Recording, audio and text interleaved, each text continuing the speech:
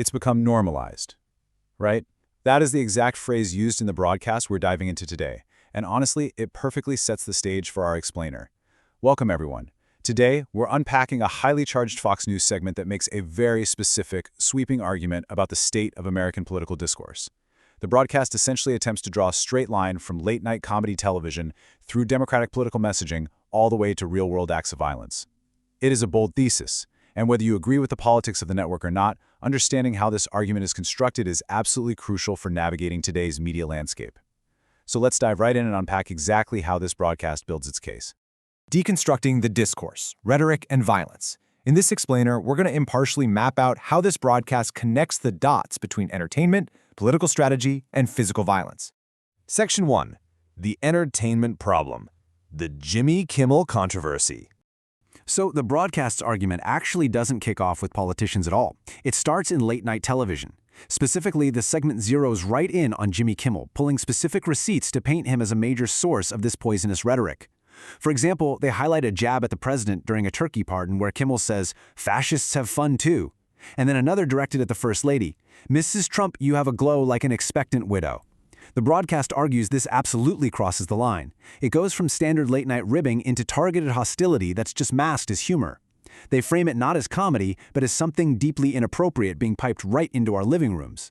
Now, the crucial point here is the reaction to all this. The broadcast reports that both Donald and Melania Trump have completely had enough, outright demanding that Kimmel be fired. Quoting Melania Trump directly, the segment points out that figures like Kimmel shouldn't just be allowed to enter American homes every single night to spread hate. And this reaction is used to validate their whole premise, that this brand of late-night entertainment isn't just harmless fun. It's deeply damaging content that normalizes extreme vitriol against specific political figures. And that brings the broadcast to a pretty massive escalation. The host actually looks past Kimmel himself and directly challenges his employer, asking, how many times will ABC's leadership enable Kimmel's behavior? See, the segment argues that Kimmel only acts this way because he knows the network will run cover to protect him. By doing this, the broadcast is attempting to widen the circle of blame, right? Shifting the focus from just one individual comedian's jokes to a much broader issue of corporate accountability and media enablement. Section 2. The alleged impact. Linking rhetoric to violence. Okay. This is where the segment shifts gears, from talking about offensive jokes to actual real-world bloodshed.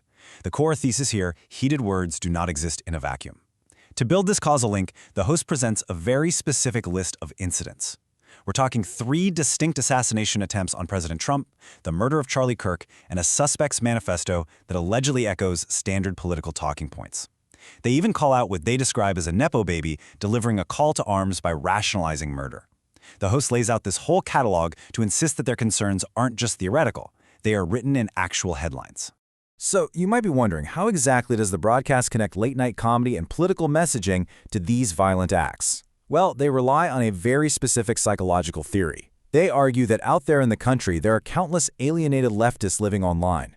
According to the host, when these individuals constantly hear this kind of extreme rhetoric, they aren't processing it as political hyperbole. Instead, they literally begin to believe that stopping Trump by any means necessary is their actual call of duty. The broadcast claims this environment essentially creates an assassination party, where voters interpret extreme language as direct instructions for violence. Section 3. The political problem. Critiquing Democratic leaders. Having established this theory that rhetoric causes violence, the broadcast then pivots its spotlight directly onto Democratic political leaders. To prove that this dangerous environment is actively being constructed by the opposition, the broadcast plays a rapid-fire montage. And here's their first piece of evidence, a quote stating, "What Donald Trump wants is a one-party MAGA dictatorship." The host points specifically to the word dictatorship as the starting point of a highly coordinated pattern of extreme language that goes way, way beyond normal political disagreement. And the broadcast emphasizes that this is definitely not an isolated incident. They highlight another quote, "He's acting like a king, a despot, a wannabe dictator." The host's argument relies heavily on demonstrating this repetition. By showing multiple leaders echoing these exact same terms, king, despot, dictator, the broadcast is aiming to prove that this is a deliberate, synchronized messaging strategy employed by the political opposition. It's not just off-the-cuff remarks, it's a plan. Here's the final piece of the segment's montage. I would say he was acting like a tyrant. Now, what's truly fascinating about the host's analysis of these quotes is their assertion about the underlying motive. The broadcast explicitly claims that none of these politicians actually believe what they're saying. The host argues that they know they're lying and that they don't truly think their opponent is a dictator or Nazi. Instead, the segment asserts that they're using this catastrophic language strictly for two very cynical reasons: to drive campaign donations and to scare voters to the polls in a quest for raw power. But wait, according to the broadcast, there's a secondary problem here: a total lack of accountability. The segment claims that when these politicians are directly confronted by the media about their heated rhetoric, they completely deny it. The broadcast plays a clip of a politician being asked about their language, only for that politician to claim they have no personal problem with their opponent and are merely critiquing authoritarianism and policy. Well, the host immediately dismisses this defense as a complete lie, arguing that political leaders flat out refuse to take responsibility for the temperature of their own language. Section 4. The proposed solution. A new path forward. So, what does this all mean? What is the broadcast's endgame?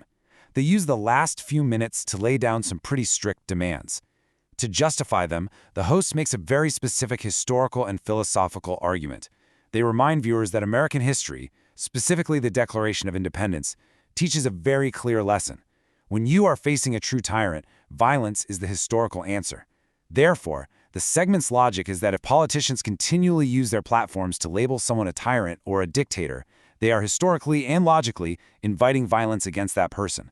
Because of this historical logic, the broadcast issues a direct ultimatum to political leaders, demanding a complete reset of their vocabulary. The segment insists they immediately drop terms like dictator, fascist, and Stalin. The host says these words are just simply beyond the pale.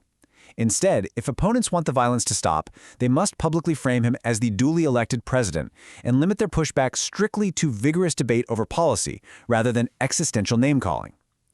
It's a pretty stark contrast between the words they want banned and the framing they're demanding. To wrap up their argument, the segment suggests that this extreme rhetoric is actually an act of pure desperation, born from past failures. The broadcast summarizes the opposition's political strategies over the years, claiming they tried the phony Russia collusion, they tried impeachment, they tried indictments, and finally, they tried casting him as Hitler. The host's whole point is that literally none of these strategies work to defeat their opponent, which is exactly why the rhetoric has reached what they consider a fever pitch today. They suggest the opposition should maybe just try offering the country something positive instead. And that brings us to the final, provocative thought of this explainer, drawn straight from the broadcast climax. The host demands that the opposing party basically put up or shut up and answer one simple question: do you want to stoke a revolution against this government or not? It's a powerful rhetorical device, right? It forces us to really consider the ultimate boundaries of political speech. Does extreme language inevitably lead to extreme action? And who, at the end of the day, is truly responsible for the temperature of our national discourse? It's a heavy question, and honestly, exactly the kind of structural media argument that makes deconstructing these broadcasts so vital. Thank you so much for joining me for this explainer. Keep asking questions, and I'll catch you next time.